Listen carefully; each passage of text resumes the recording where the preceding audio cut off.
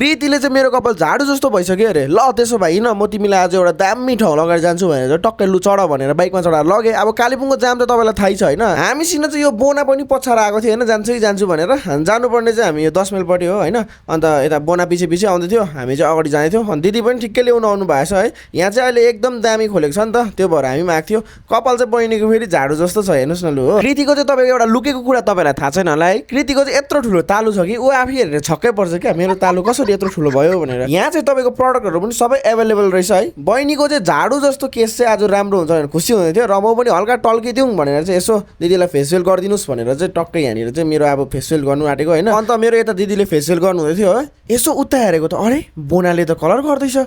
मनमा सोचेँ मैले आज यसलाई छिप्पेको बँदेल भन्दा कमी चाहिँ देख्दैन भनेर। कृतिको चाहिँ यता अब दिदीहरूले सक्नु आँटेछ होइन, उहाँहरूले चाहिँ सुकाइदिनु हुँदै थियो कपाल चाहिँ। र मेरो चाहिँ अहिलेको भन्दा धेरै फेसमा चेन्ज आएछ है, अहिलेको हेरी है, तपाईँले हेर्नु सक्नुहुन्छ यहाँनिर। मैले काटेको देखेर यसले पनि काट्नु थालिहाल्यो हो, तर यसको सोचेको भन्दा धेरै दामी गरिदिनु भएको छ दिदीहरूले है। झुसले भएर पसेर पुताली भएर निस्किन्छ भनेको पनि हो रहेछ क्या, आज थाहा पाएँ मैले। हेर्नुहोस् त लुगन त अहिलेको हेरेर। र अनि यहाँ चाहिँ तपाईँको फुल बडी मसाजहरू पनि गरिदिनु हुँदो रहेछ यहाँ दिदीहरूले चाहिँ हो। कालेबुङ भरिमा मलाई चाहिँ बेस्ट चाहिँ यहाँ दामी लाग्यो है, एकदम दामी गरिदिनुहुन्छ। र यो लोकेसन चाहिँ तपाईँहरूले कहाँ भन्नुहुँदै होला, यो चाहिँ तपाईँको 10 माइलको तल्लोपट्टिको रोडमा हो। यहाँ तपाईँले देखिरहनु भएको छ है, यहाँबाट भित्र पस्नुपर्ने हुन्छ। सजिलो होस् भनेर मैले कन्ट्याक्ट नम्बर पनि राखिदिएको छु, तपाईँले चाहेमा कन्ट्याक्ट पनि गर्न सक्नुहुन्छ। 8 बजार मात्रै गएको झुम्का देखिहालेछ, किनिदिनु अरे ल भनेर। अब नकिनिदिनु पनि भएको छ नि, 2टा किनिदियो। फेरि पुच्का पनि खाने, लु खाऊ आज तिम्रै दिन हो भनेर दिए पो।